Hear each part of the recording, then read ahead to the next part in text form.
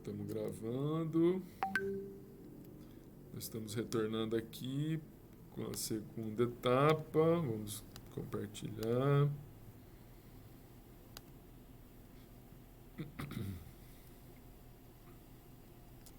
E agora vamos continuar aqui.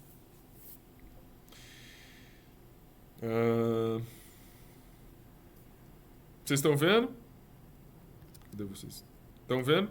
Vocês estão conseguindo ver a apresentação? Sim. Beleza.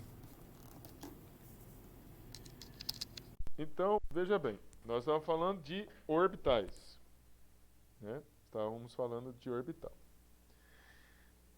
Então, isso aqui eu já tinha mostrado antes, né? Você tem, para um orbital S, você tem um único, num formato, né? Um orbital de formato S, você tem um único orbital. Para um orbital formato P, você tem 3 orbitais. Esses 3, a novidade, em função dessas questões, né, do paramagnetismo e do diamagnetismo, é importante eu ter que falar isso para vocês. Vocês têm 3 orbitais, são 3 orbitais com o mesmo nível de energia. 3 orbitais com o mesmo nível de energia. 1, 2, 3. No orbital D, que é aqui nesse subnível 2, esse formato do orbital D, tem 5 orbitais de mesma energia. Essa palavra de mesma energia são chamados orbitais degenerados. Orbitais degenerados são orbitais que possuem a mesma energia. No orbital F, 1, 2, 3, 4, 5, 6, 7 veja bem, né? 1, 2, 3, 4, 5, 6, 7. Está equivocado. Não são 6 orbitais. 7 orbitais. Vou até riscar aqui. Que está errado. 7 orbitais degenerados. Orbitais de mesma energia. Bem, por que eu estou falando de energia de orbitais? Veja que essa equação é a equação de Schrödinger para se calcular a energia dos níveis energéticos. E aqui eu tenho olha bem, porque eu vou ter que usar agora de um modelo, que é o modelo de Bohr, para explicar uma coisa que para vocês entenderem, porque se eu for explicar sem usar o modelo de Bohr, a gente não entende. Veja, você tem o núcleo e você tem os elétrons. E aqui você tem a camada, por exemplo, você tem a camada N1,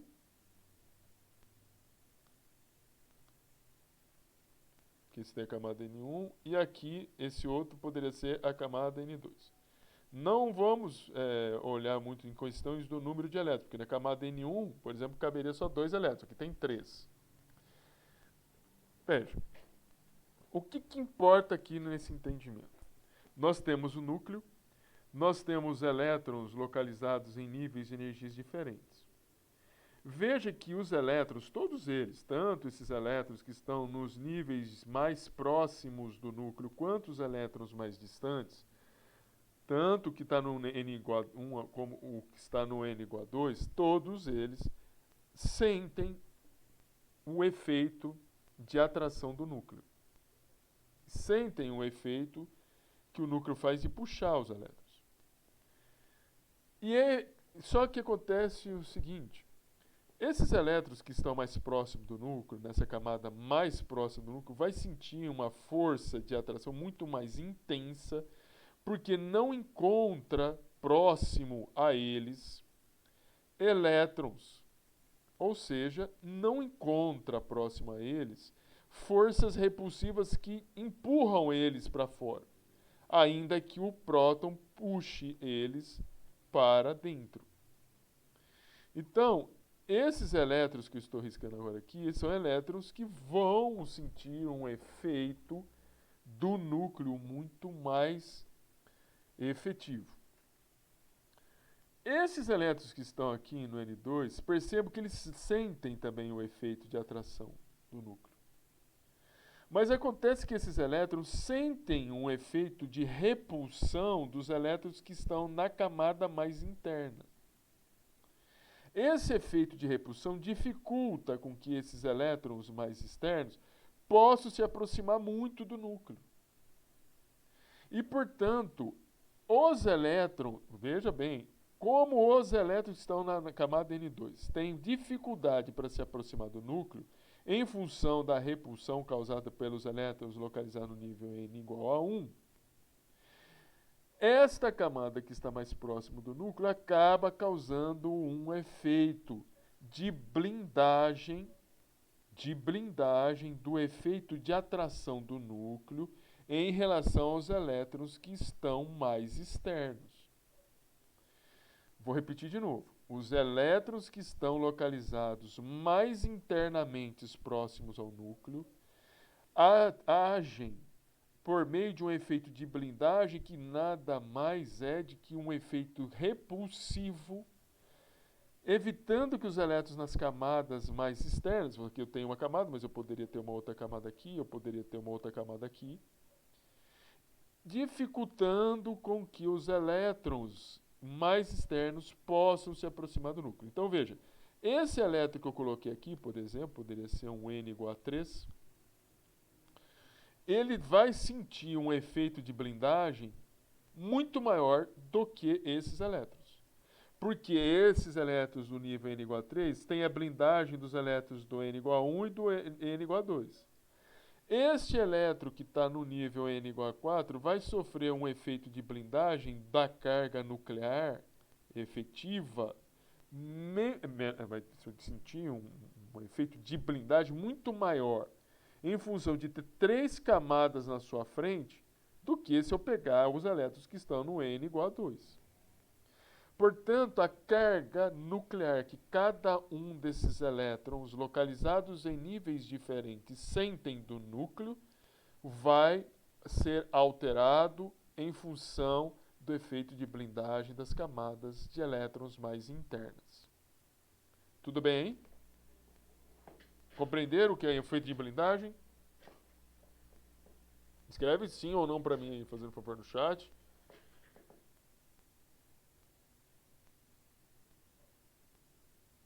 Vocês estão aí, gente? Obrigado. Obrigado.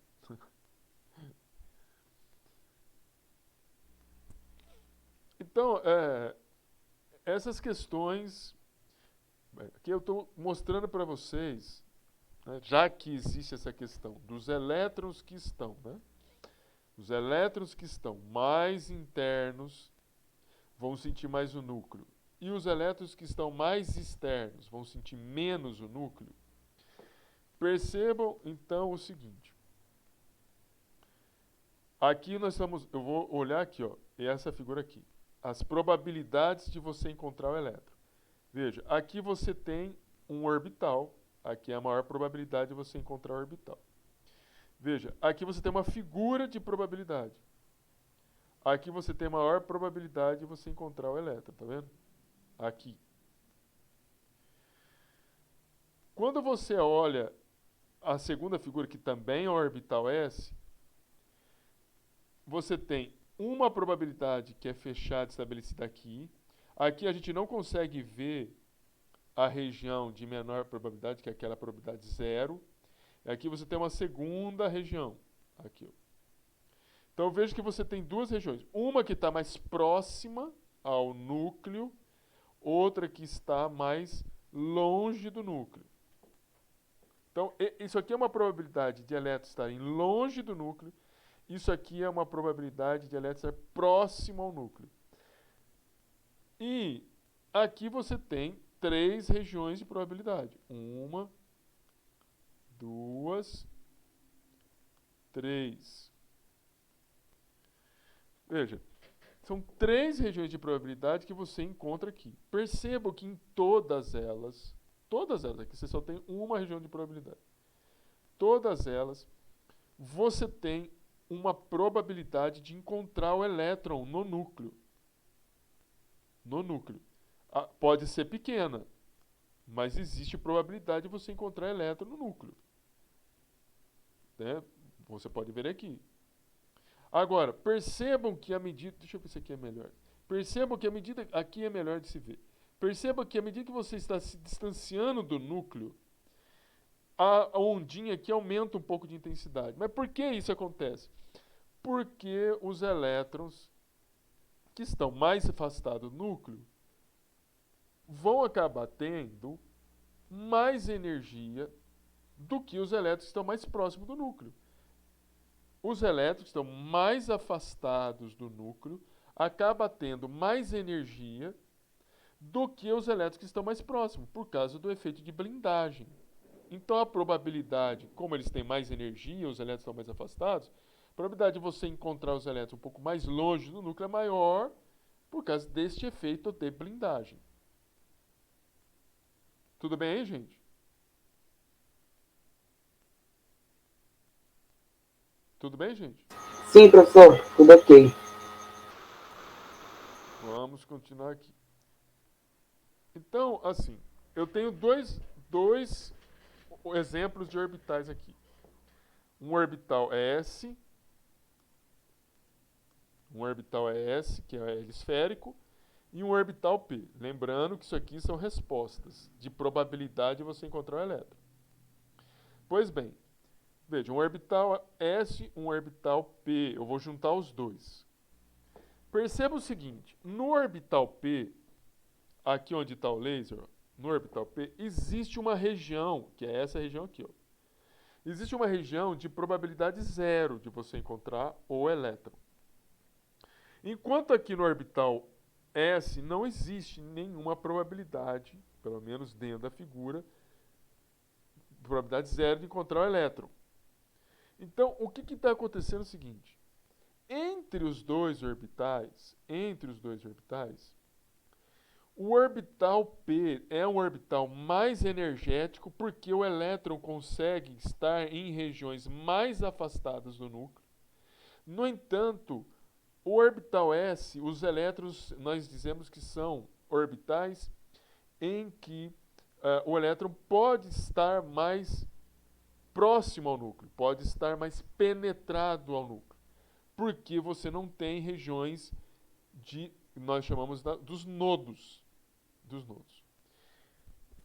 Existe sim as questões dos elétrons mais afastados, lembrando, né? Se os elétrons mais afastados existe um efeito de blindagem maior. Então veja, o orbital P é mais afastado, ele dá a possibilidade do elétron ficar mais afastado do núcleo. Se o elétron está mais afastado, volto aqui no desenho, elétron mais afastado, vai ter mais elétrons como efeito de blindagem. Portanto, esses elétrons que estão mais afastados do núcleo são mais energéticos. No entanto, os orbitais S são orbitais mais penetrantes. Por que são mais penetrantes? Porque eles não têm nodos. Então, os elétrons estão mais próximos do núcleo e acabam sendo mais fortemente atraídos pelo núcleo do que o orbital P, que tem um nodo aqui, ó, uma região de probabilidade zero de ter o elétron. Tudo bem? Tudo bem? Sim, professor, tudo ok. Professor, Oi. ali, volta ali na imagem. O, quer dizer que o orbital S, ele tem o benefício de estar próximo ao núcleo, mas também ele é mais expansível, né? Ele pode estar em vários lugares ali, né? E o outro, É isso aí. O elétron, ele pode estar localizado, não significa que ele está lá, tá? Mas ele pode uhum, estar ele pode estar no núcleo, inclusive. O núcleo. O do orbital P não. E o elétron pode ter uma maior região, né, de localização do que o orbital P. Mas o orbital P é um orbital mais energético que o orbital S. cada um tem um benefício diferente, né?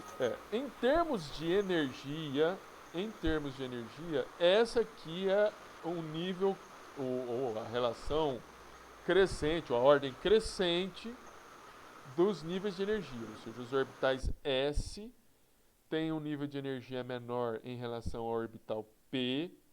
O orbital P tem um nível de energia menor em relação ao orbital D. E o orbital D tem um nível de energia menor em relação ao orbital F. Pois bem, por que eu estou falando tudo isso? Porque a gente vai aprender duas regras para poder fazer distribuição eletrônica. E isso sim é muito importante, hein? Distribuição eletrônica é muito importante. Veja que nós vimos cinco modelos atômicos. O de Dalton, o de Thomson, o de Rutherford, o de Bohr e aquele baseado na mecânica quântica. Que você não tem, eu não mostrei núcleo para vocês. Eu mostrei orbitais. Pois bem, acontece que dentro da mecânica quântica, dentro dessas questões de orbitais, elétron pode estar em orbitais.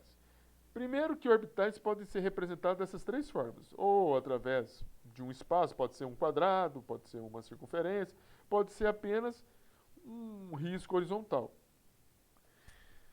Existe uma definição importante que é chamado de princípio de exclusão de Pauli, que está relacionado com os números quânticos, que eu já estava falando para vocês antes. Ou seja, você pode ter dois elétrons localizados no orbital, porque ainda que elétrons tenham energias repulsivas, com spins diferentes, eles geram campos magnéticos diferentes que se anulam e diminuem essa energia repulsiva. Então é possível que você possa ter até dois orbitais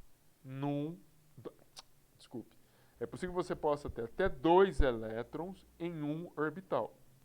É possível que você pode ter até dois elétrons num orbital. Só que esses elétrons precisam ter pelo menos um número quântico diferente. Lembre que são 4. Pelo menos um número quântico diferente. Por exemplo, o número quântico spin. Ele precisa ser diferente. Muito bem. Então, isso aqui é uma situação de elétrons emparelhados. Os spins são antiparalelos, que nós falamos. Antiparalelo significa que eu tenho um spin que roda no sentido anti-horário, um spin que roda no sentido horário. Isso aqui, se eu mostrar só esse aqui, é uma situação de diamagnetismo. Elétrons emparelhados. Uma molécula que tivesse uma situação como essa não responderia ao campo magnético, a não ser que você tivesse um efeito repulsivo muito grande, uma quantidade de elétrons muito grande, que gerasse resíduo ou quantidade residual de campo magnético, o que é difícil. Elétron desemparelhado, sozinho. Outra nomenclatura. Elétron desemparelhado. Ele está sozinho. Esse elétron gera um campo magnético. E um outro novo, elétrons desemparelhados. Eles estão desemparelhados, sozinhos os orbitais. Mas são chamados de spin paralelo, ou seja, eles têm o mesmo spin. São elétrons que rodam na mesma direção, só que não estão no mesmo orbital. Nós não podemos ter dois elétrons em um átomo com o mesmo número, ou com os mesmos 4 números quânticos iguais. Não podemos. O spin precisa ser diferente. E aí, em função disso, a gente acaba tendo um número máximo de elétrons. Número máximo de orbitais e o número máximo de elétrons. Na primeira camada, você pode ter um orbital 1s, que cabem apenas 2 elétrons. Na segunda camada, você pode ter 4 orbitais, sendo um orbital s, que é mais penetrante, menos energético. O orbital p, que é mais energético, com 3 orbitais. 3 orbitais vezes 2 são 6 elétrons, com mais 2 elétrons, 8 elétrons total. A terceira camada tem 3 orbitais, 3 formas de orbital, onde o primeiro orbital tem forma de orbital S, corresponde a um orbital. O orbital no formato P tem 3 orbitais. O orbital no formato D tem 5 orbitais. Como cada orbital cabe 2 elétrons, 2 elétrons vezes 5 dá 10 elétrons, 2 elétrons vezes 3 dá 6 elétrons, um orbital vezes 2 elétrons, 2 elétrons, então um total de 18 elétrons. E 4 camadas, 4, veja bem, 4 formas de orbital. E aí, cada forma de orbital apresenta uma quantidade de orbitais, multiplica-se o número de elétrons, que no máximo cada orbital tem 2 elétrons, você vai obter a quantidade de elétrons em cada uma das camadas. Em cada uma das camadas. Então, veja bem o seguinte. A camada, essa primeira camada é o número quântico principal, é o nível de energia, que é representado aqui pelo número 1. A segunda camada possui número quântico principal 2. 2 significa 2 formas de orbitais. 2 formas de orbitais e aqui carrega o número 2, o número quântico principal. 3 camadas, 3 formas de orbitais. Lembrando que isso aí, né, professor, pode ter mais, não poderia? Poderia. Mas por que você não mostra? Porque a probabilidade dos elétrons estarem em orbitais, por exemplo, 3F é muito, muito pequeno, por isso que não entra. 4 camadas, 4 formas de orbitais. 5 camadas, eu não mostrei, mas não tem 5 formas de orbitais. Por quê? Porque o quinto tem uma probabilidade muito pequena de ter elétrons, por isso que ele não conta. Tudo bem? Tudo tranquilo. Eu acho que já estou me encontrando aqui. Aí, uma outra coisa que eu preciso falar para vocês, porque a gente tem que falar sobre configuração eletrônica, né? Nós precisamos falar sobre distribuição eletrônica desses elétrons. Veja, você tem, vamos conversar aqui, você tem um átomo de hidrogênio. O átomo de hidrogênio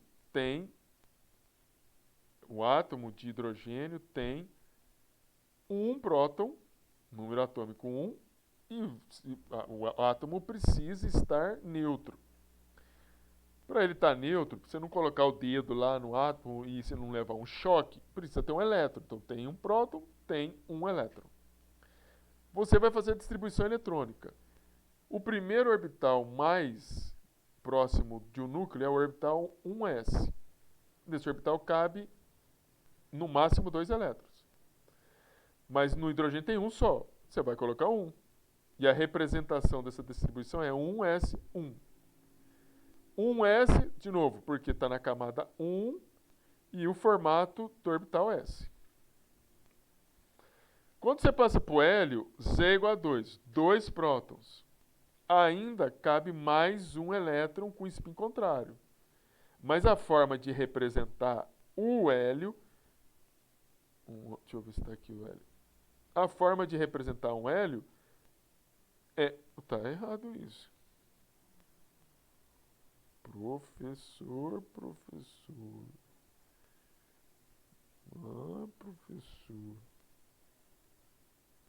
Um momento, senhores.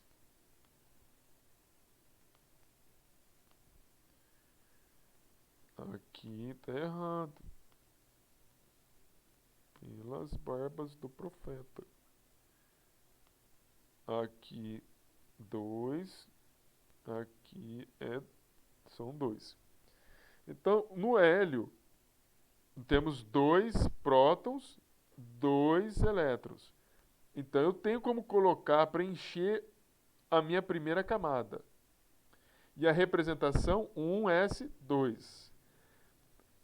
Quando eu passo para o lítio, 3 prótons, 3 elétrons, veja bem, nós já preenchemos a primeira camada, porque o hélio já preencheu a primeira camada. Eu vou começar a ocupar a segunda camada. A segunda camada, ela... Veja bem, a segunda camada tem... Volta aqui, a segunda camada tem 2 formas de orbitais. O primeiro orbital, que é o orbital 2s, e aí o segundo formato, que são 3 orbitais p. Tá aqui, ó. Um orbital s e 3 orbitais p.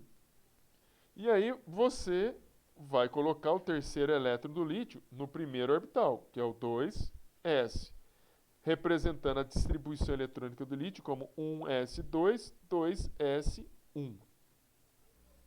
Pois bem, nós precisamos aprender a entender o que vem a ser, ou o que é chamado, né, da camada de valência. O que vem a ser camada de valência? Camada, é o nível de energia. Valência significa qual a camada do átomo mais energética que ele possui.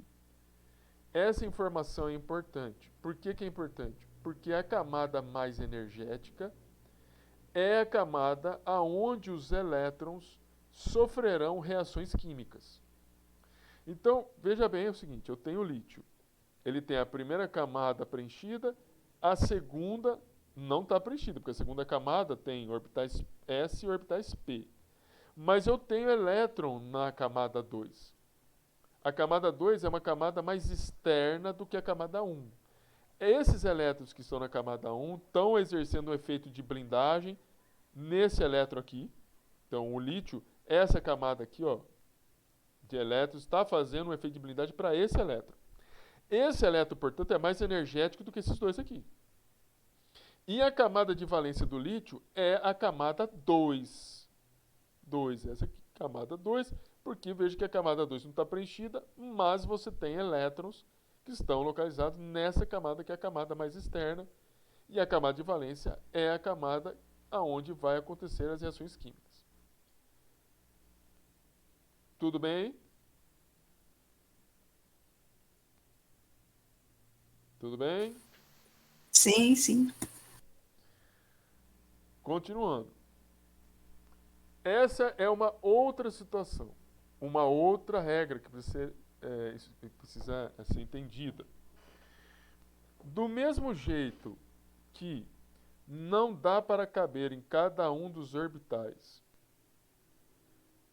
mais do que 2 elétrons, e pode só ter 2 elétrons, e esses elétrons precisam ter spins diferentes, quando você vai preencher os orbitais, principalmente orbitais degenerados, ou seja, orbitais que têm a mesma quantidade de energia, a regra de Rand diz que você deve preencher os orbitais.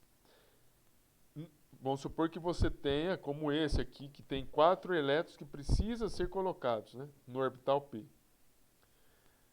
Você vai preencher sempre colocando um elétron em cada um dos orbitais vazios, para depois voltar e vir preenchendo de forma que os elétrons fiquem emparelhados. Veja, eu tenho o oxigênio, que tem 8 prótons, 8 elétrons, então eu preciso distribuir 8 elétrons ao longo dos orbitais.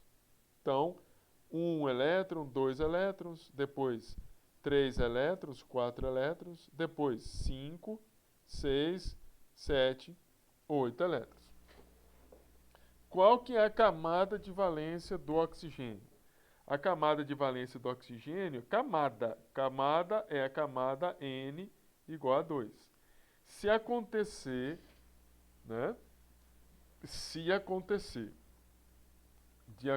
de ocorrer uma reação química com oxigênio, os elétrons vão sair dos orbitais da camada de valência, ou seja, 2, e dos orbitais, muito provavelmente dos orbitais mais energéticos. Aqui o orbital mais energético é esse aqui, ó.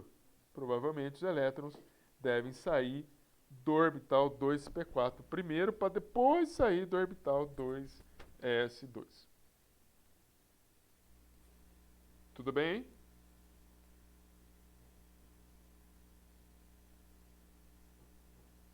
Tudo bem, gente? Escreve sim, não, pelo amor de Deus. Ok. Obrigado. Então, diante disso, nós precisamos aprender a fazer distribuição eletrônica. Na distribuição eletrônica, o que nós precisamos saber é o seguinte: existe um diagrama de Linus Pauling, que é esse aqui, que ajuda muito a fazer a distribuição eletrônica. Então, veja, vamos começar aqui com o berílio. Berílio, Z igual a 4. Professor, aonde eu pego isso? Na tabela periódica. Lá, eu já mostrei para vocês, lá tem o número atômico, que é o número de prótons. Z igual a 4, 4 prótons. Aí você vem aqui, ó, 1s2, você vai seguir na seta, 1s2. No orbital S, cabe 2 elétrons. Então, tá aqui, ó, 1s2. Pois, sai dessa seta, vem aqui nas costas da seta. É sempre assim, você vem aqui na ponta da seta, aí você vem aqui, ó, tem que unir aqui, ó, nas costas. Aí, 2s. 2s, você falou que ele tem 4 elétrons. Eu coloquei 2, então tem que distribuir mais 2. 2s2. Essa é a distribuição do berílio. Qual que é a camada de valência do berílio? N igual a 2. Tá aqui, ó. N igual a 2. Flúor, Z igual a 9. Z igual a 9. Então começa aqui. 1s, 2 elétrons que pode caber nesse orbital. Se colocou 2, então faltam 7. Passa 2s agora. 2s2. Sobraram 5. Aí sai disso aqui, nessa setinha, e vem para cá. 2p. No orbital P, são 3 orbitais degenerados. 3. Cabem 6 elétrons, mas eu tenho 5. Então, aqui está a distribuição eletrônica. Está a distribuição eletrônica. Qual que é a camada de valência? N igual a 2. Se por acaso houvesse uma reação química, vai sair elétron primeiro do orbital mais energético. Vai sair do orbital P. Vamos ver o argônio. Argônio tem 18 elétrons. 18 elétrons. Então começa aqui. 1s2. Aí vão sobrar 16 elétrons ainda. Aí vem aqui 2 mais 2 elétrons, né? Então 2s2 está aqui. 2s2. Distribui mais 6 elétrons aqui, 2p6. Você somando já tem 10. Desculpe. Você somando aqui tem 10 elétrons. Saiu daqui, olha, 3s2, colocou mais 2 elétrons, sobrou 6 elétrons. E sai dessa seta, vou colocar aqui. 3p cabe mais 6 elétrons. Mais 6 elétrons, 18 elétrons. Qual que é a camada de valência? N igual a 3. Vamos ver o ferro aqui, ó, 26. 1s2, 2s2, 2p6. Tá aqui, né? Se quer acompanhar, pode colocar aqui, mas eu estou colocando aqui. 2p6, 3s2, 3p6, quando ele colocou no 3p6, está aqui, né? Já sobraram 8 elétrons ainda. Aí, vou colocar mais 2 elétrons aqui no 4s2. Aí eu vou sair daqui e vou vir aqui. 3D. Veja, 3D, veja que não é o 4P. 3D. Ah, mas por que que o 4S...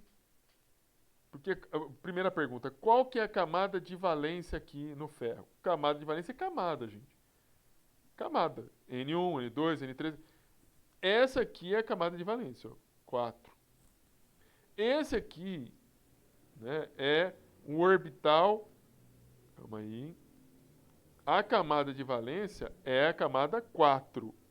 Os elétrons sempre vão sair da camada mais energética. Sempre da camada mais externa. Não é energética. Sempre da camada mais externa. Ainda que você tenha um orbital que está numa camada mais interna, mas tenha uma energia maior. Porque não significa que, veja, quando eu falo que o elétron vai sair dessa camada, é porque é o seguinte, é sempre probabilidade. O elétron pode até estar aqui no nível 3,2C, mas a probabilidade do elétron sair sempre vai ser da camada mais energética. Oh, meu Deus. Da camada mais externa. Sempre da camada mais externa. Ainda que você tenha orbitais mais energéticos. O elétron sai sempre da camada mais externa. Professor, vai sofrer reação química. O elétron vai sair do 3D6 ou vai sair do 4S2? Do 4S2 primeiro. E só uma outra maneira para vocês aprenderem a representar. O argônio, veja que ele está com uma camada totalmente preenchida aqui, ó. 8 elétrons. Quando um elemento está com a camada totalmente preenchida, nós vamos ver isso no capítulo 3, significa que esse é um elemento químico que apresenta 8 elétrons na camada de valência, ele possui uma estabilidade muito grande, e isso aqui é identificado como sendo um elemento que atende uma regra que é do quinteto, 6 mais 2, 8. Elementos químicos que apresentam camadas preenchidas são muito estáveis. Argônio é um gás nobre, não é por menos, ou seja, ele apresenta a camada totalmente completa, portanto apresenta uma grande estabilidade. Perceba que o flúor não apresenta a camada completa, falta um elétron. O berílio não apresenta a camada completa, porque ainda tem 2p que não tem elétron aqui. Beleza? Qual que é a forma de representação que eu falei para vocês? Percebam que aqui no argônio ele tem essa distribuição. 1s2, 2s2, 2p6, 3s2, 3p6. Perceba que essa distribuição aqui do argônio é a mesma que do ferro. A mesma. Então eu poderia escrever a distribuição do ferro assim também. Argônio e depois continuar a distribuição. 4s2, 3d6. As duas formas estão corretas. Dúvidas nisso? E isso vocês precisam saber muito. Muito. Beleza? E professor, repete essa última parte aí para mim, por favor. Me confundi um pouco. Perceba o seguinte. Aqui você tem o argônio e você tem a distribuição do argônio. 1s2, 2s2, 2p6, 3s2, 3p6. Professor, como que eu chego nessa distribuição? Só usar esse gráfico aqui. Deixa eu apagar um pouquinho o negócio para ele ficar mais bonitinho. Só usar esse gráfico de Linus Pauling. Então vai chegar nessa distribuição. Perceba que no ferro, que tem mais elétrons, também tem mais próton, a distribuição dele vai além da distribuição do argônio. Mas, como o argônio tem uma camada de valência completa e é um gás nobre, uma outra forma de nós representarmos os átomos, a distribuição eletrônica, é usar a distribuição do gás nobre. É sempre gás nobre, não é os outros não, tá? Sempre da distribuição eletrônica de um gás nobre e completar depois a distribuição com o que falta. Veja, o argônio tem 18 elétrons. Você tem a distribuição aqui de 18 elétrons. Então, ao invés de eu escrever distribuição do ferro, escrever 1s2, 2s2, 2p6, 3s2, 3p6, 4s2, 3d6, eu poderia escrever um colchete, escrever argônio, um outro colchete e escrever depois 4s2, 3d6. Essa forma de representação aqui, equivale a você escrever isso aqui. Entendeu? Certo, entendi. Obrigada. E por fim, é só para representar essas alterações. Lembra, veja, por que acontece isso, né? De você ter o orbital 3s, 3p e vem para o 4s e não vai para o 3d. Porque o 3d, aqui é um gráfico só dos gráficos de energia, percebe? Aqui é o orbital 1s, aqui é o orbital 2s, esse aqui é o orbital 2p, aí o orbital 3s, orbital 3p, olha o orbital aqui, o orbital 3D aqui, ó. Ele é um pouquinho mais energético do que o orbital 4s. Mas os elétrons saem das camadas de valência. Quando nós mostramos isso, gente, esses orbitais com uma energia um pouquinho mais superior do que os orbitais 4s, por exemplo, isso aqui são probabilidades, lembrando, probabilidade de encontrar o elétron. Tá bom? Os orbitais S, o que eu falei para vocês? Os orbitais S é uma bola, é formado de uma bola. Os elétrons, em geral, podem ser encontrados no núcleo. Isso faz com que esses orbitais sejam menos energéticos do que os orbitais P ou orbitais D, que permitem com que os elétrons sejam mais afastados do núcleo. O fato do elétron estar mais afastado do núcleo não significa que vai haver uma ionização desses orbitais, tá? Você vai sempre, os processos de ionização vão acontecer sempre nas camadas mais externas. É isso que eu precisava falar para vocês. O que eu vou fazer agora com vocês é exercício, exercício, exercício e exercício. Ainda que vocês tenham alguma dúvida do que a gente está fazendo, do que eu falei, senão nós vamos fazer exercício. Podemos tocar o exercício? Sim, professor, tranquilo. Agora eu acho que a questão mais só de recapitular, a gente assistindo as aulas que a gente. Mas o assunto ficou bem captado, sim. Vou fazer exercício agora com vocês aqui, tá? Vamos lá. Deixa eu só abrir o meu quadro aqui. Vocês estão. Só me responde se vocês estão enxergando bem. Sim. Ok. Sim. Estão enxergando bem, né? Então vamos lá. Fazer exercício é uma maneira de estudar, tá, gente? Vou assim.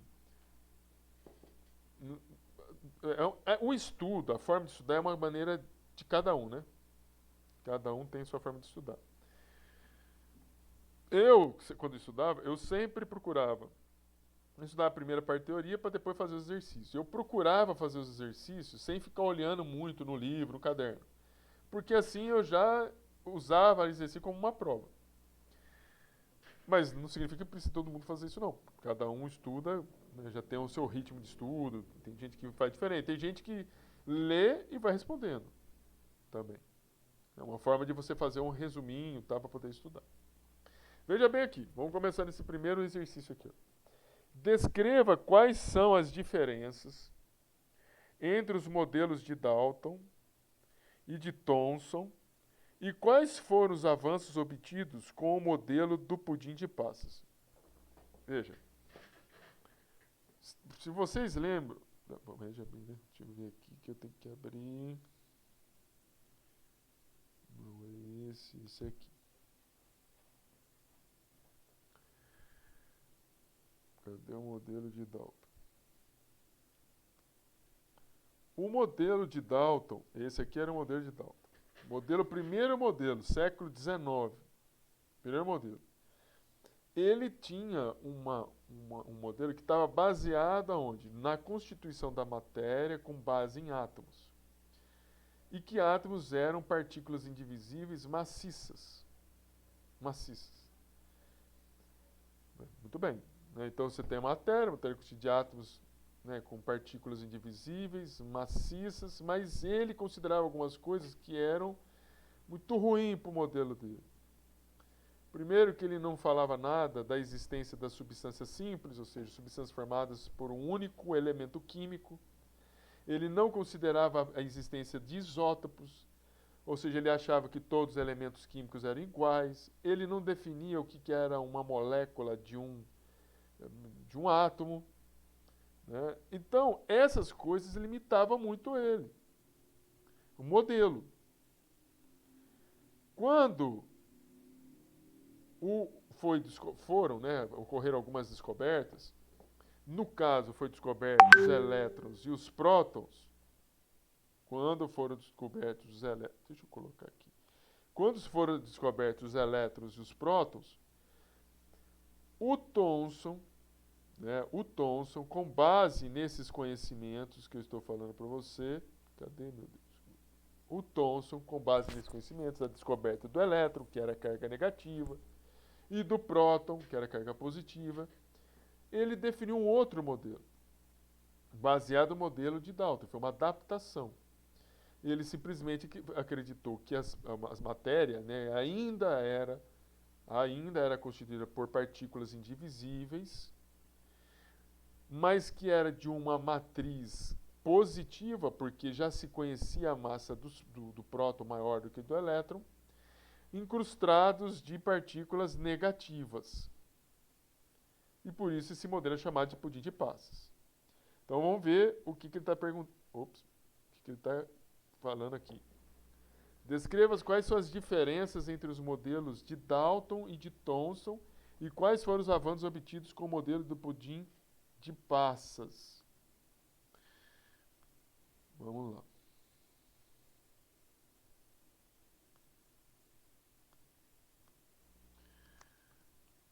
Isso aqui eu vou fazer, eu vou responder aqui, tá, gente? E depois eu vou colocar lá no Moodle, tá? Lá no Ava para vocês.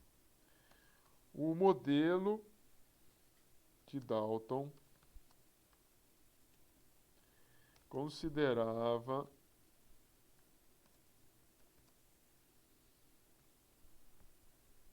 a matéria como sendo constituída de átomos indivisíveis.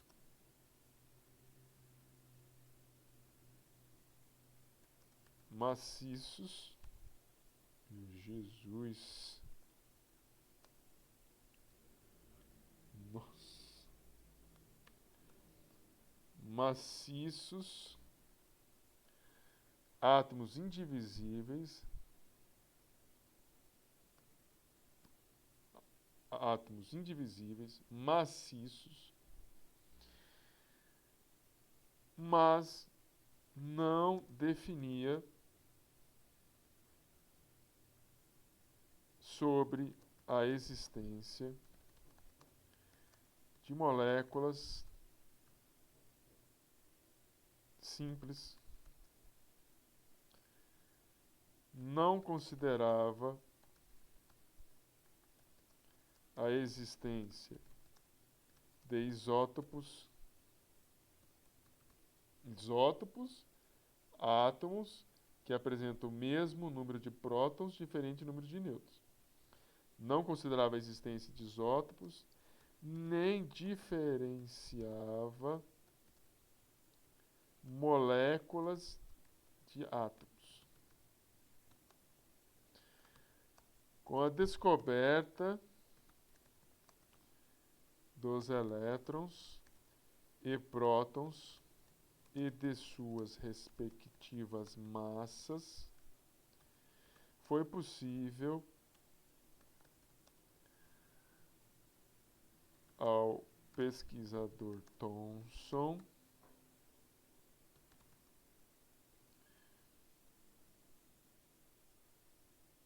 propor um modelo adaptado de Dalton, que consistia em um átomo indivisível, maciço, mas de partículas positivas, prótons, encrustados, vamos escrever errado,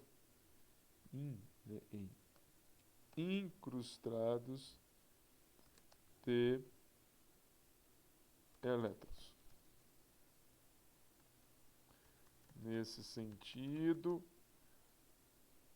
os avanços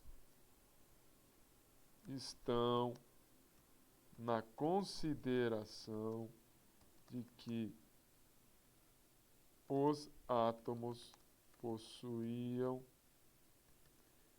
cargas positivas e negativas. Cadê os senhores? Tudo bem aí? Alguma dúvida? Beleza, Priscila. Bom descanso. Tudo bem aí, gente? Entenderam aí? Caminhando para a segunda. Deixa eu salvar isso. Caminhando para a segunda. Quais são os avanços a serem considerados no modelo atômico de Rutherford, que o diferenciava de todos os modelos anteriores ao seu? O que levou o pesquisador Rutherford a propor um novo modelo que fosse diferente do proposto por Thomson? Lembre-se que no modelo de Rutherford, esse experimento é chave. Não é nesse, não. Esse experimento é chave. Uma fonte emissora de partículas alfa são átomos de hélio, sobre uma chapa metálica de ouro, que causava desvios do feixe das partículas alfa. Ela não ia... A ideia é o seguinte: se de fato o átomo é uma partícula indivisível, e essas partículas alfa não poderiam atravessar a chapa metálica. Ela tinha que sofrer reflexão. De fato, ela sofria reflexão, mas ela também atravessava, e se conseguia detectar essas partículas alfa, tanto de maneira retilínea como sofrendo deflexão. Ou seja, o modelo de Dalton de Thomson não era significativo, não estava correto. Foi aí que Rutherford propôs um modelo moderno, diferente, que o átomo não é uma partícula maciça, mas ele é constituído de um núcleo positivo com elétrons em torno desse núcleo. E veja que esse modelo de Rutherford foi puxado para outros modelos, né? O Bohr utilizou esse modelo, e até hoje, a gente considera que o átomo tem, sim, um núcleo constituído de prótons e que em torno deles existem elétrons. Então vamos escrever lá.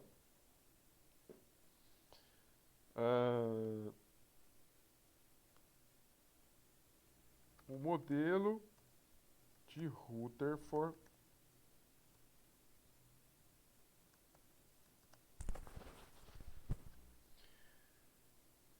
se diferencia de todos os modelos iniciais de Dalton e Thomson em razão de não considerar o átomo como uma partícula maciça de prótons contendo elétrons.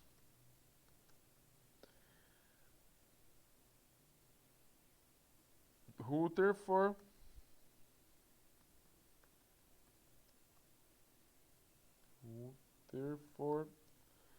propôs um modelo parecido ao sistema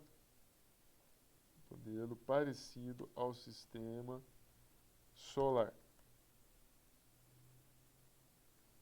Portanto, inovador para aquela época.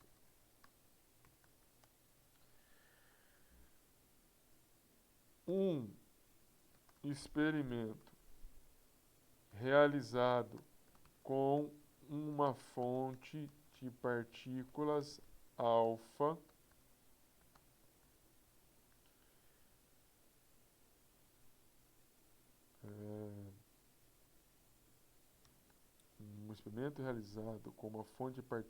alfa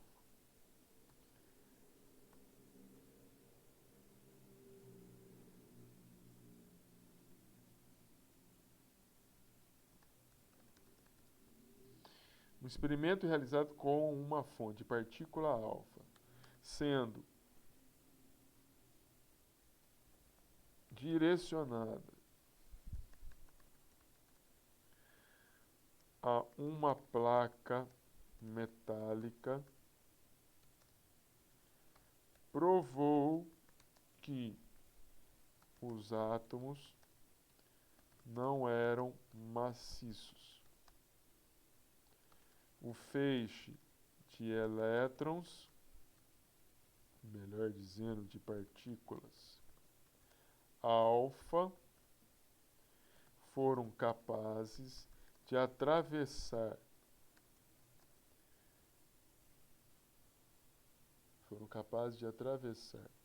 a chapa metálica. Eu falei chapa ou placa? Placa. A placa metálica, comprovando que o átomo não possuía não era maciço.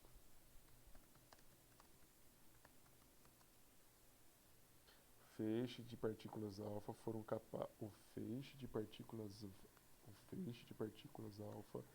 foi capaz de atravessar a placa metálica, comprovando que o átomo não era maciço. O feixe sofria desvios ao atravessar a placa,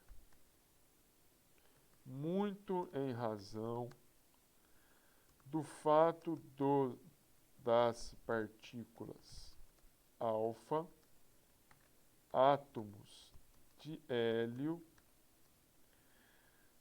sofrerem com as interações repulsivas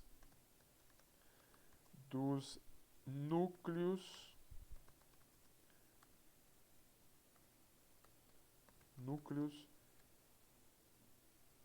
dos átomos de ouro presente, com as interações repulsivas dos núcleos dos átomos de ouro presentes na placa metálica.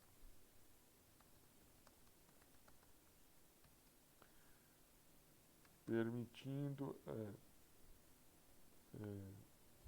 favorecendo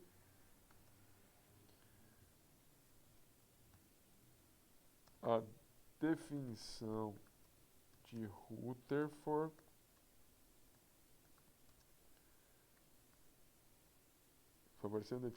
por propor um novo modelo atômico.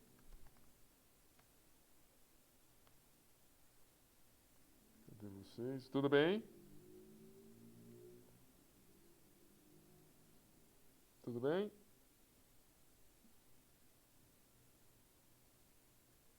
Beleza. Vamos continuar aqui. Quais diferenças e avanços há no modelo atômico de Bohr comparado ao modelo atômico de Rutherford? Veja, o modelo atômico de Rutherford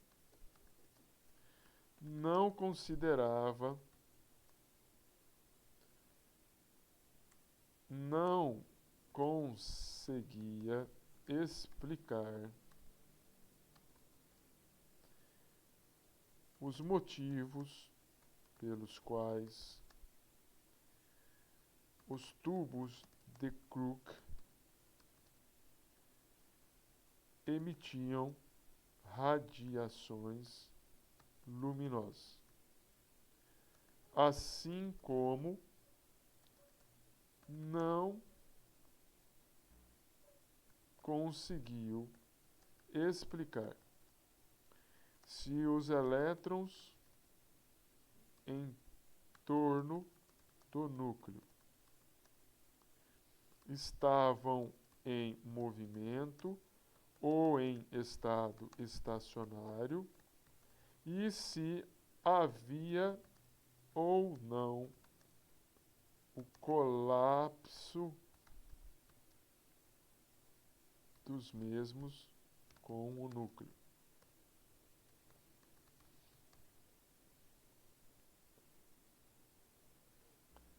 Bohr, ao quantizar os níveis de energia que os elétrons podem assumir em um átomo, considerou que os elétrons só poderiam desenvolver rotas bem definidas em torno do núcleo. Fato que impedia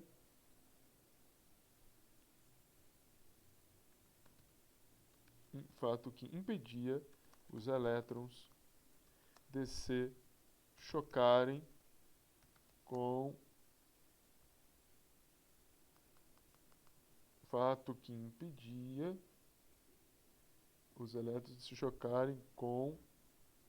a região central do átomo.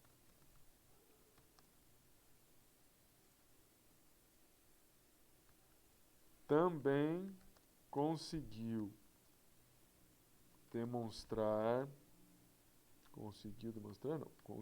explicar por meio do efeito fotoelétrico a emissão luminosa dos tubos de Crookes.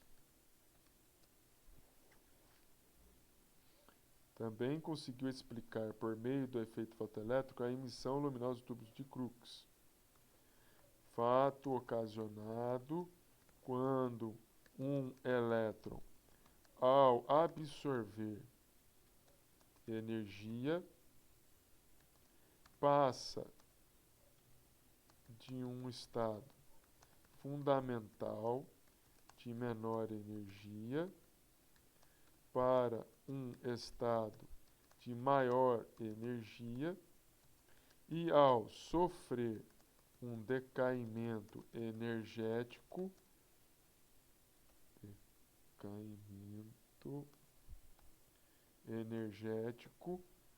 para o estado fundamental, emitiria energia luminosa.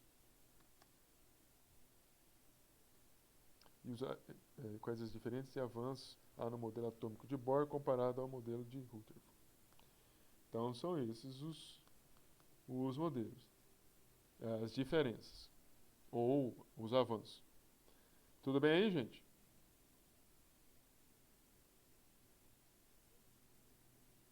Tudo bem? Beleza. Vamos continuar. Só vai aqui. Dê o número de prótons, de nêutrons e elétrons de um átomo de trítio. Veja, esse número que está aí é o número de massa.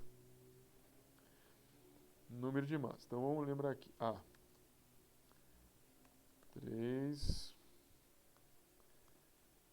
Veja, número de massa. Número de massa igual a 3. Número de próton. Número de próton. Ops, não precisa ser tanto, né? Número de próton. 1. Como que eu vou achar o número de nêutron? Veja, o número de massa é igual ao número de próton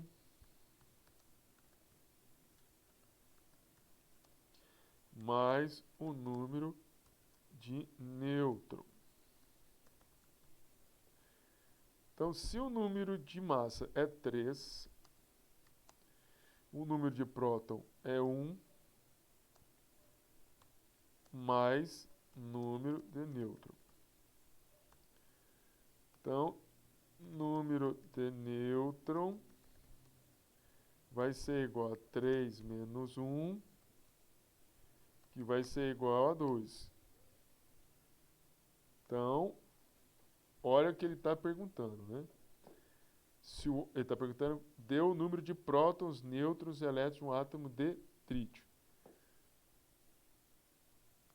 Número de próton igual a 1. Número de elétrons. Número de elétrons igual a 1 também. Por que é igual a 1? Porque tem que ter o mesmo número, porque senão nós vamos ter um problema sério de problema eletrostático sério. Mais elétrons do que prótons, ou mais prótons do que elétrons, você tem um átomo que é instável. Número de nêutrons, N de nêutrons. Vou deixar N assim, né? Número de nêutrons, 2. Essa que é a resposta do trítio. Tudo bem aí? Compreenderam? Beleza. Vamos fazendo cobalto. Só deixa eu ver qual que é o número de prótons do cobalto. Vamos lá ver o número do cobalto.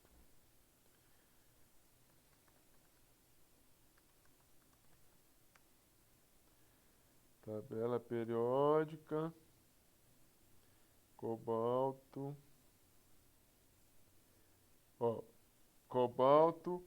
Lá está a massa atômica, tá vendo? Aqui está 58,93, lá está 60, não tem problema. E aqui, olha, 27 é o número atômico, tá vendo? Tá aqui, ó, número atômico, 27. Então, vamos aqui, B.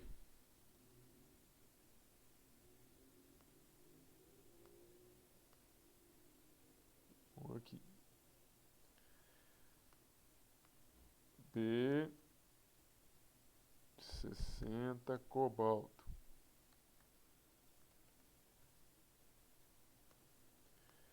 Cobalto, então, tem número de massa.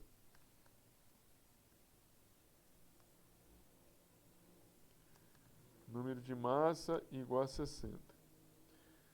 Número de próton, vou colocar assim, tá? NP, 27. Número de elétron tem que ser 27. Número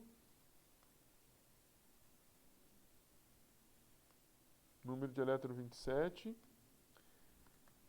e número de nêutrons. Agora a gente precisa achar o número de nêutrons. Como que a gente vai achar o número de nêutrons? Veja, número de massa é essa equação aqui. Número de massa é igual ao número de prótons. Vamos diminuir isso aqui agora. É igual ao número de prótons e número de nêutron. Ora, número de massa, 60. Número de prótons, 27. Mais número de nêutrons. Número de nêutrons vai ser igual a 60 menos 27. 60 menos 27, 33. Número de nêutrons igual a 33.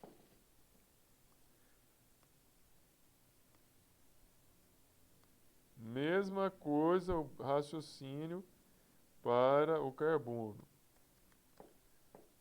13 carbono. Vamos ver aqui, olha. Carbono 6, número atômico 6.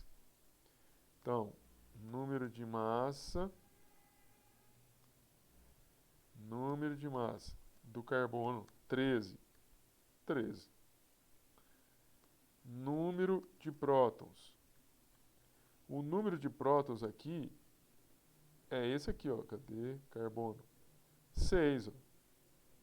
6. Número de elétrons. 6. Vamos colocar a equação de novo aqui. Número de massa, 13, igual número de prótons, 6, mais número de nêutrons. Número de nêutrons vai ser igual a 13 menos 6. E aí, 7. O número de nêutrons é igual a 7. Ops.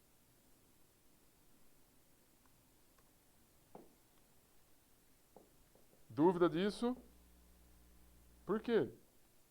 Ah, teve, que nós vamos ver a tabela periódica. Muitas mudanças. Muitas. Vamos ver a tabela. Aquele 60 é mais para arredondar, tá? Se você está me perguntando isso por causa da diferença desse 60 aqui, ó. Desse 60 para esse aqui, ó. Cobalto, cadê? Tá vendo que está 58,933? Isso aqui é porque isso aqui é um número mais preciso em termos dos isótopos. É por causa disso que você está perguntando? A gente vai ver na tabela periódica. Isso, Não, isso mesmo. Isso aqui, colocar 60 é mais por causa de precisão. Na verdade, é para facilitar, tá? Senão teria que colocar 58, é mais para facilitar a conta. Tá bom, então. Vamos passar para o próximo. Identifique o isótopo que tem átomos com 78 nêutrons, 52 prótons, 52 elétrons. Número... Deixa eu ver. Será que eu vou conseguir? Não, mas eu escrevo aqui. Número de massa é igual ao número de próton mais número de nêutron. Número de massa vai ser igual a 52 prótons mais 78 nêutrons. 52 mais 78, 130 é o número de massa. É isso? 78 mais 52. 130.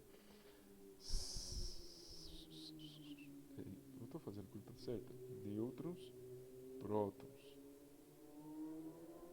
Identifique o isótopo.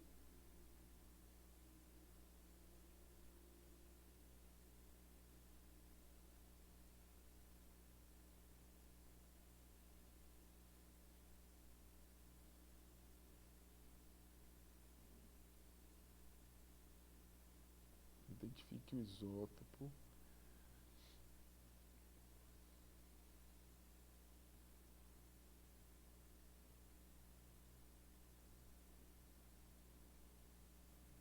Bem, 52 prótons, né? Vou ter que olhar pelo número atômico, né? Porque eles apresentam o mesmo número. Primeira coisa, aqui acho que a definição é essa aqui, ó. O que vem a ser isótopo? Elementos que possuem mesmo número de prótons e diferentes número de nêutrons. Sendo assim, você tem uma substância que tem 52 prótons. 52 prótons, 52, aqui ó, telúrio, 52. Então, veja bem, 52, telúrio, ele tem é um elemento radioativo, 52. Percebe o seguinte, olha, O telúrio aqui, olha, ele está como 52. Veja que ele está com uma massa atômica 128,6. Poderia ser 129, inclusive. Poderia ser 129, se a gente arredondar aqui, ó, tá vendo? 128,6, poderia ser 129. Isso é uma questão de isótopo, ou seja, se eu pegar o que está escrito lá, se a gente arredondar, eu teria que escrever isso aqui, ó. 129. E eu vou escrever o próton desse lado aqui, ó. 52. Então, o 129 é o número de massa e o 52 número de prótons. Ele está falando que você tem, a gente já somou, deu 130. Você poderia ter aqui, ó, 130 e 52. Percebo que a diferença seria pequena, né? Porque para você fazer a conta aqui, ó, o número de massa, que a gente tem aqui 129 e 130, a diferença é de 1. O quê? Um nêutron. Um teria 78 nêutrons, outro teria 79 nêutrons. Né? Mas a resposta, qual que é? O átomo ou o elemento químico é o telúrio. Tudo bem aí, gente? Ups. Tudo bem? Simples, né? Isso aí era só por questões de isótopo. Para saber o que era isótopo e procurar na tabela periódica pelo número de isótopo.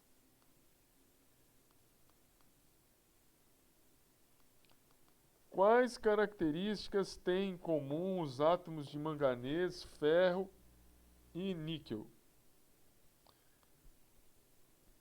Vamos lá. Manganês, 55.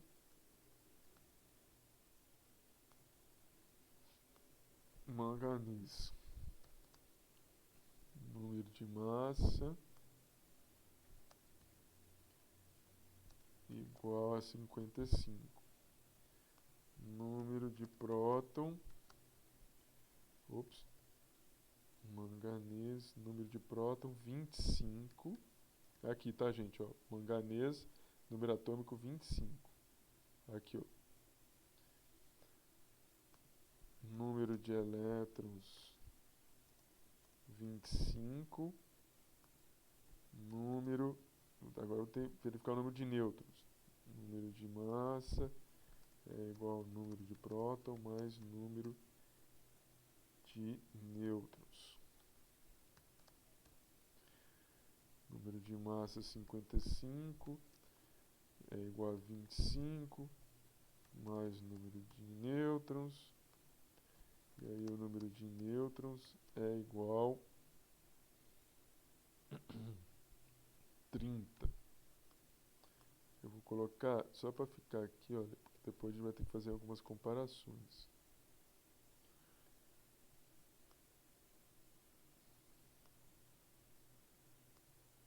Número de prótons, aliás, vou deixar aqui, número de prótons, número de nêutrons, número de elétrons. Vamos continuar aqui. Depois eu tenho... Deixa eu fazer um negócio pra gente...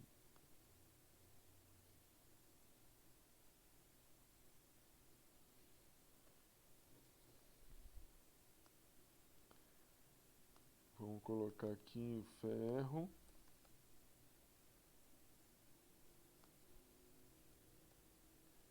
(56).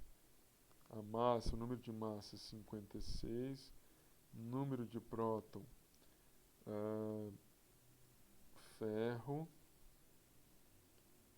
Número atômico 26. Número de elétron 26. Número de próton, vamos fazer a conta. 56, 26. Então, o número de nêutrons continua sendo 30. Continua sendo 30.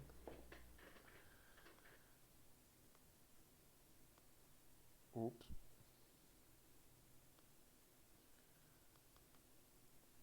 E, bom, continuar aqui.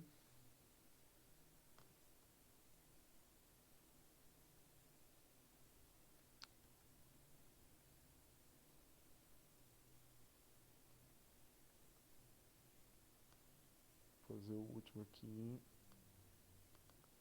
Níquel. 58. Número de massa. 58. Número de prótons. Níquel. 28. Número de elétrons. 28. 58.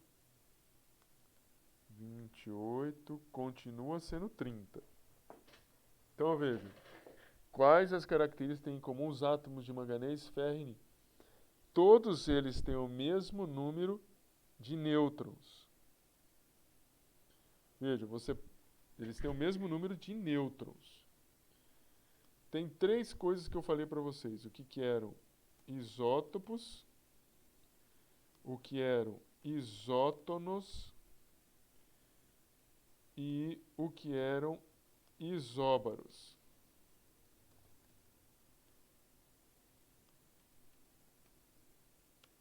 Isótonos, mesmo número, elemento tem o mesmo número de prótons. Isótonos, mesmo número de nêutrons. E isóbaros, mesmo número de massa. Então, se você olhar aqui, todos eles têm o mesmo número de nêutrons. Portanto,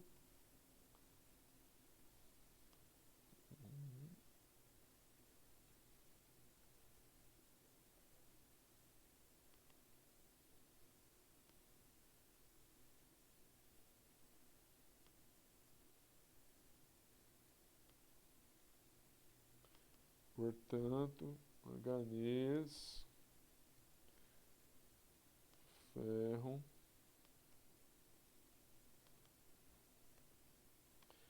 e níquel são exemplos de elementos, são exemplos de isótons.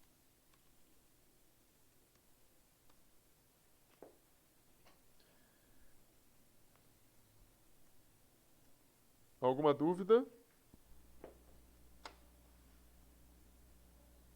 Tudo bem? Meus filhos, tudo bem? Tudo tranquilo. Beleza. Vamos caminhando. Quase dormindo, mas tudo bem.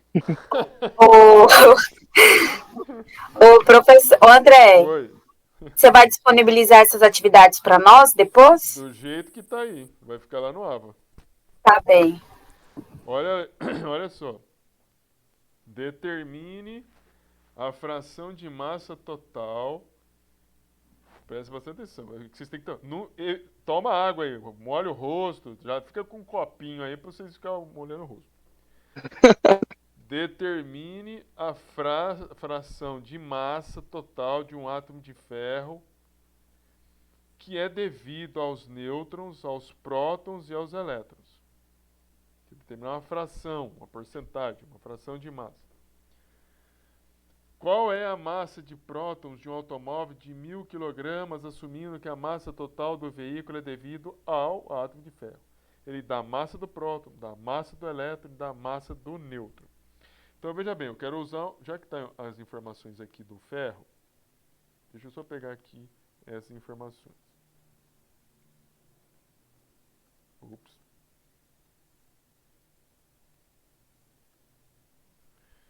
Olha só.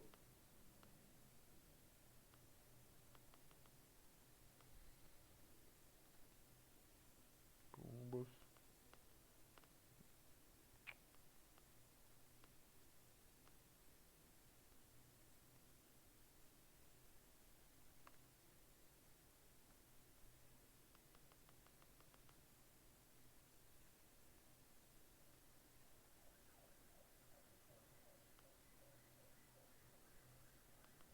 momento, por favor. Coisas da tecnologia que o professor está aprendendo.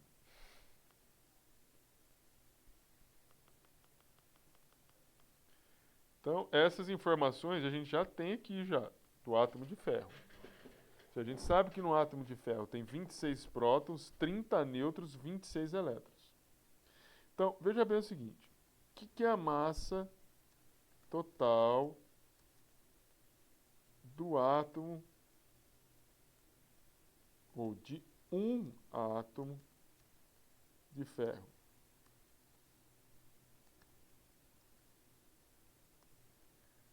Vai ser igual 26 vezes a massa do próton mais 30 vezes a massa do nêutron mais 26 vezes a massa do elétron.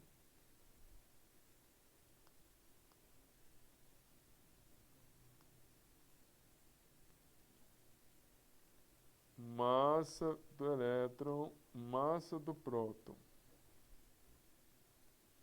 1,673 vezes 10 a menos 27 quilogramas. 27 é isso daqui. Massa do nêutron. Massa do nêutron. 1,675 vezes 10 a menos 27 quilogramas.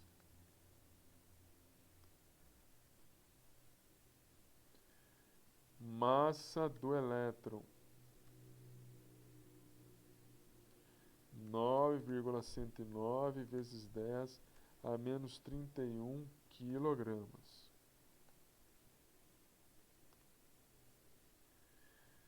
Agora nós vamos fazer conta, né? Vou pegar a calculadora aqui, um momentinho.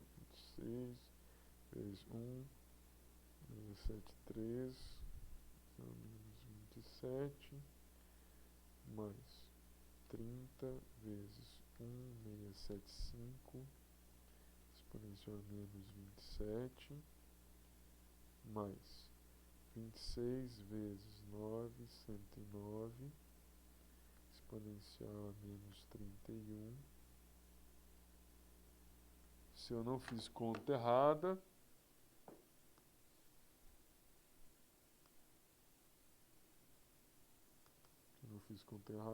esse resultado vai ser isso aqui. 9,3772, arredondando aí, né? Vezes 10 a menos 26. Deixa eu ver se eu errei alguma coisa. Quilogramas.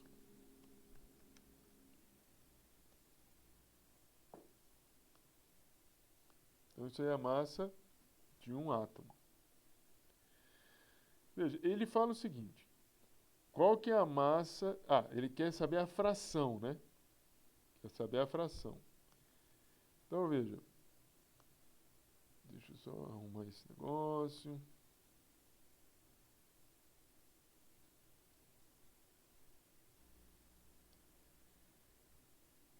Vamos colocar porcentagem de próton.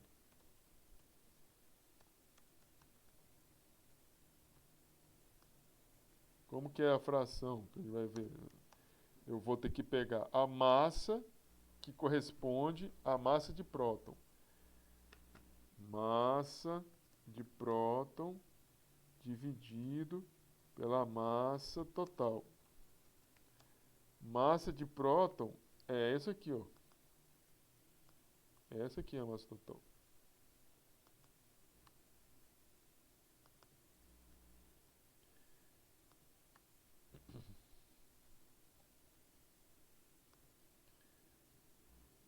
Dividido pela massa total. 9. Vou pegar aqui já, né?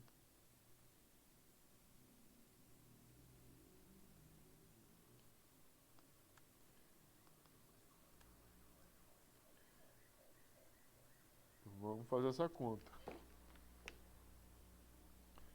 26 vezes 1,673 exponencial a menos 27 dividido por 9,3772 exponencial a menos 26. 0,46386. Vou colocar esses monte de número porque a gente vai fazer mais continha. Depois, porcentagem de nêutron.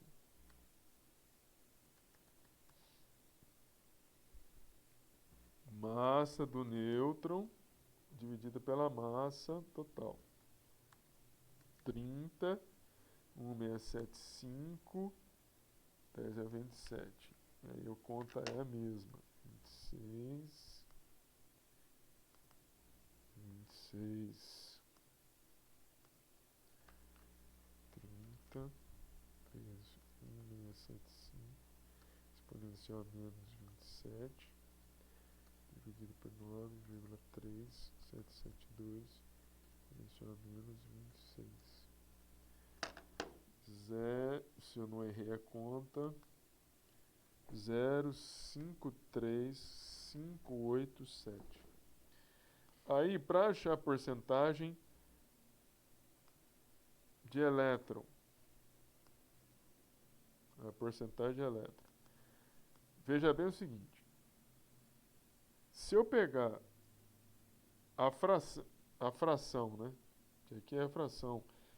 Não está muito bom, né? Eu escolhi ver a porcentagem. É fração isso. Fração. A fração total é igual a 1. Sempre.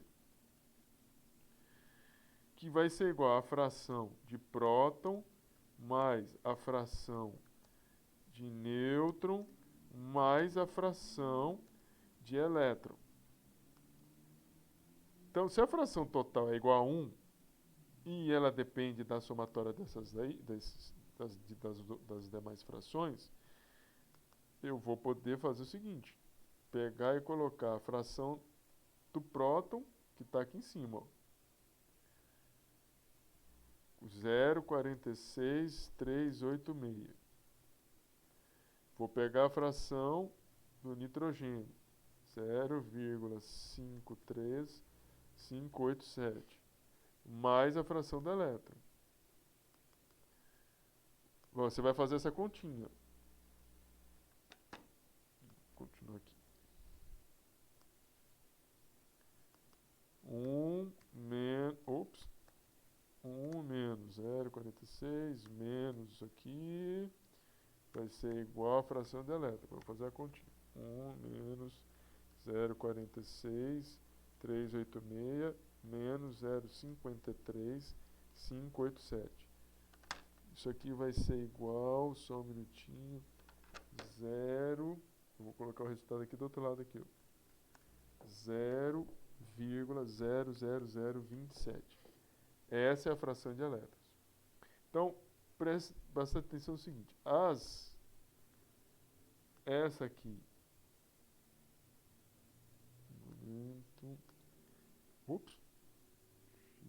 Jesus. Essa aqui é uma fração, essa aqui é uma outra fração e essa aqui é outra fração. Aí ele vem, isso é parte da resposta. Ele fala o seguinte: qual é a massa de prótons de um automóvel de 1000 quilos? Para você achar a massa de prótons, se ele está considerando que o carro é totalmente feito de ferro, você vai pegar a massa do automóvel,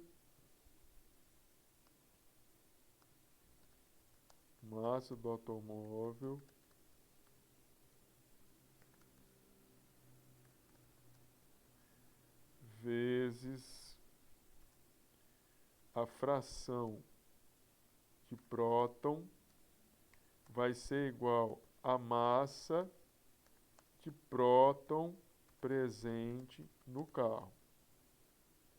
Então, massa do automóvel, 1000 kg. É isso mesmo? 1000 quilogramas?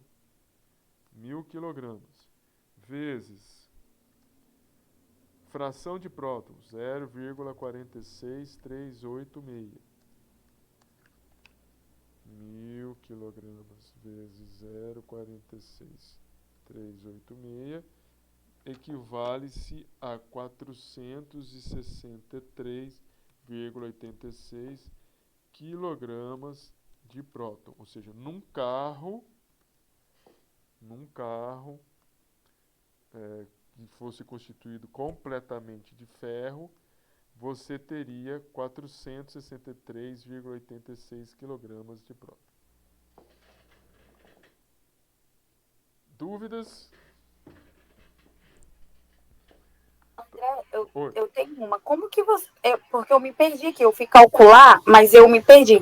Como que você calculou esses expoentes aí em cima? Esse menos 27 que começou lá em cima? Ah, como que faz a conta? Isso, dos pequenos, não tem? Dos expoentes lá em cima, dos Tem, menores. tem, vou explicar para você. Vocês estão com a calculadora científica na mão aí? Eu tô. Então vamos digitar junto aqui, ó. 30 vezes. Escreve aí, 30 vezes. Escreve, né? Digita 30 vezes. Aí vocês vão digitar o que eu tô falando aqui. Tá. Aí você clica ponto 675. Fizeram aí? Fizeram? Preciso que pelo menos Sim. uma pessoa. Sim. Sim. Aí vocês vão clicar no botão que está escrito é exponencial, ele está abreviado, é EXP.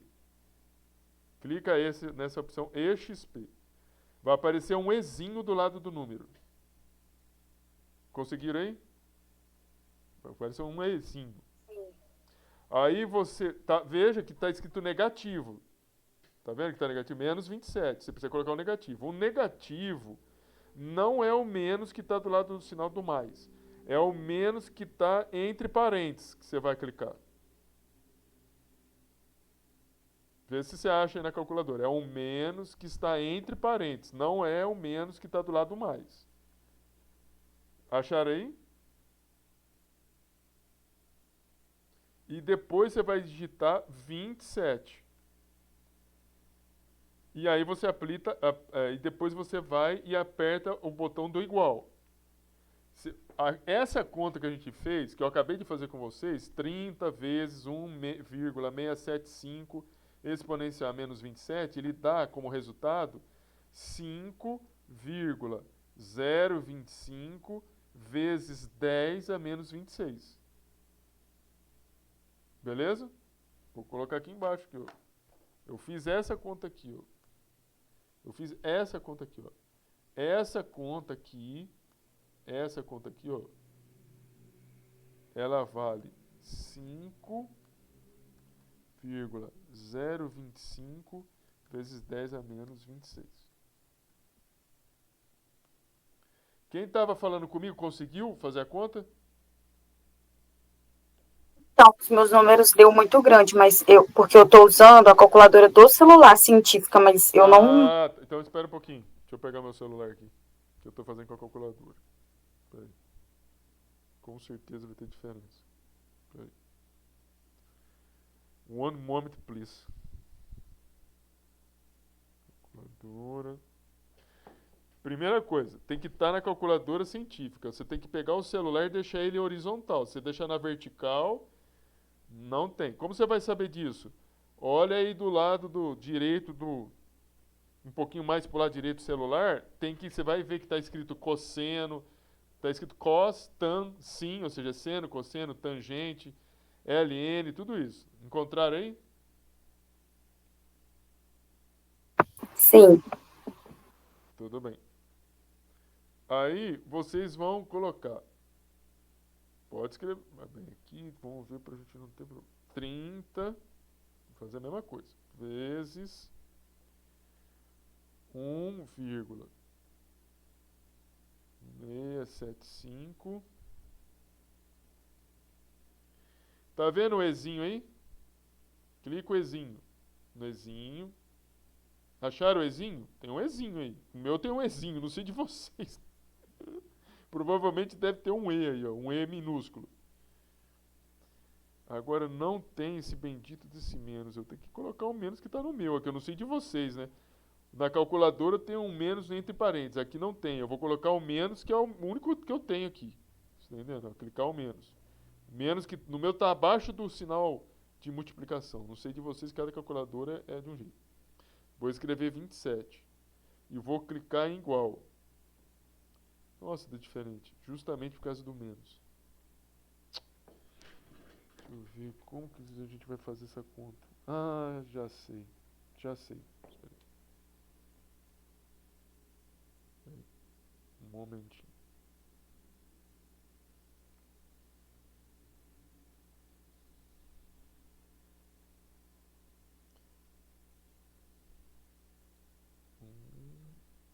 Trinta vezes graus. 30 vezes 1,675 exponencial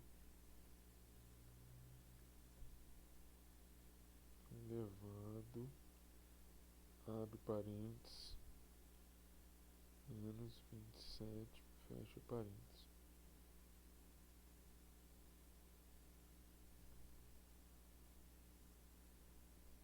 Gente, não é possível, não. Vou colocar no calculador 30 vezes 1,675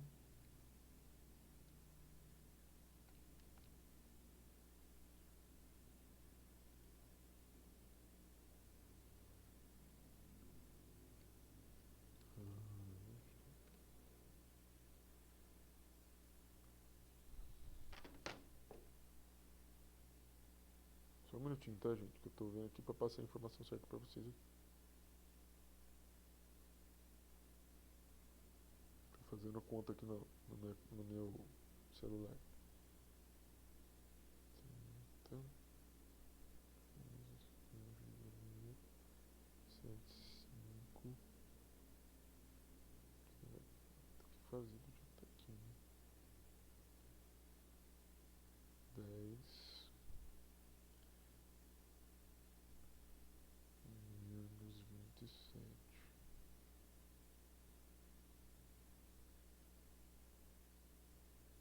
Misericórdia, será que tem que fazer tudo isso? Eles vão morrer quem tiver celular. Nossa, gente. Vocês vão morrer. Vamos lá. Tá com a calculadora aí? Complicada. Tá com a calculadora aí? Na mão aí pra gente fazer? Já fiz aqui. Olha só, digita, vamos digitar de novo. 30, faz comigo, pra vocês não errarem. Quem tá na calculadora do celular. 30 vezes... E aí, veja bem, você apertou 30 vezes. Aí, no celular de vocês, vocês vão ver que tem parênteses. Você pode colocar um parênteses. Sabe o desenho do parênteses? Quando você abre, quando você fecha o parênteses? Você abre só um parênteses. Aí você abriu o parênteses, você vai digitar 1,675.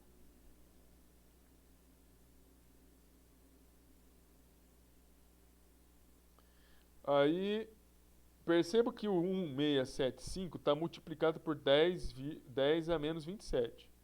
Então, vou clicar aqui em vezes. E você vai abrir um outro parênteses. Você não vai fechar, você vai abrir um outro parênteses.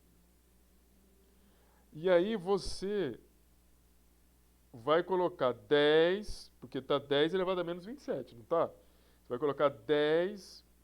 Esse elevado, o elevado é um chapeuzinho. É um chapeuzinho, sabe? Se você escrever a palavra você, o E tem o acento circunflexo. É o acento circunflexo. Você clica, você coloca a opção 10, né? E depois você coloca um chapeuzinho. E aí você coloca menos 27. E aí você vai fechar duas vezes o parênteses. E aí você aperta igual. Você vai ver que vai dar o mesmo valor. É mais complicado que se você tivesse uma calculadora científica da Cássio, que é mais simples. Entendeu? Quem digitou aquilo que eu fiz conseguiu aí? O valor 5,025, 10 menos 26?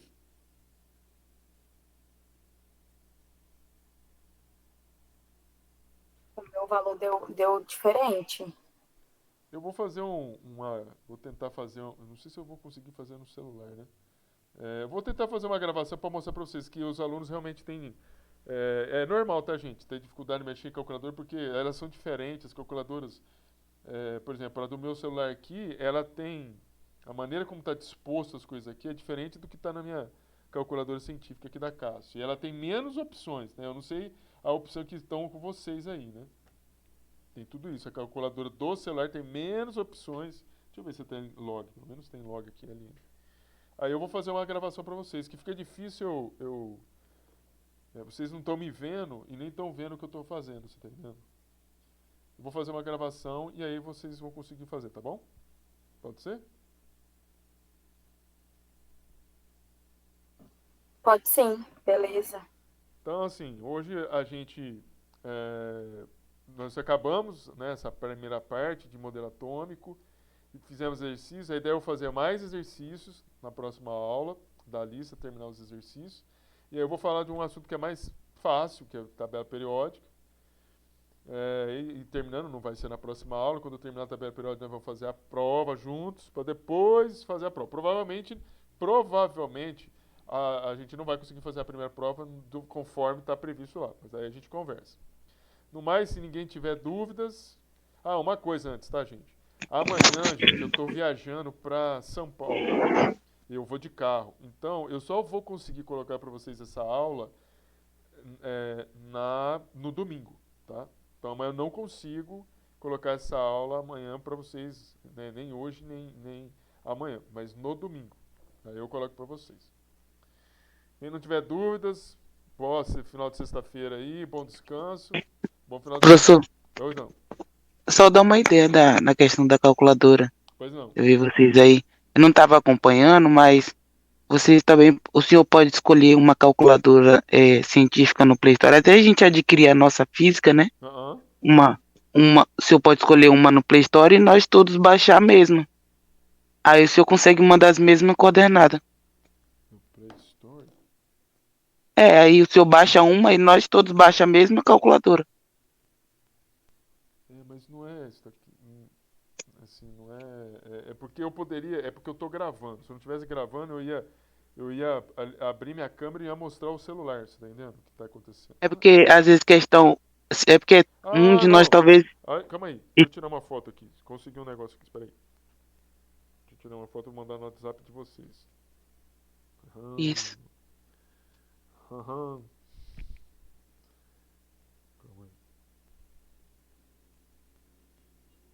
Mas eu acho que uma calculadora dessa não deve ser tão cara, não. Não, mas eu tirei agora. Do jeito que é pra vocês digitarem. Olha aí, ó. Mandei pra vocês, ó. Olha no zap aí, ó. Do jeito que é pra vocês digitarem. É os dois últimos, não é o de cima, não. É os dois últimos aí.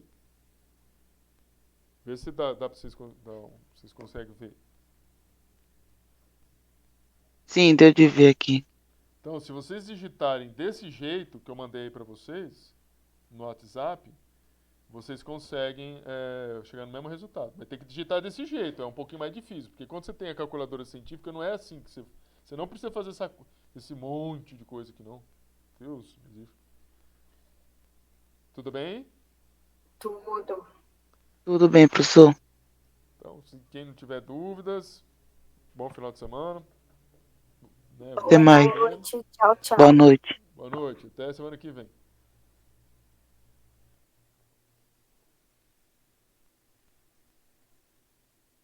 Até mais. Bom descanso. Boa noite, Maria. Boa noite, Thaisa. Boa noite, Bruno. Caroline. Vanete. Boa noite.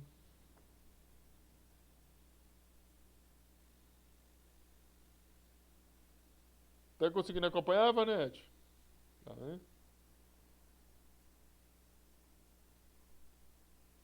É isso aí, estamos terminando a aula dessa sexta-feira. Abraço para todos que acompanharam a nossa gravação.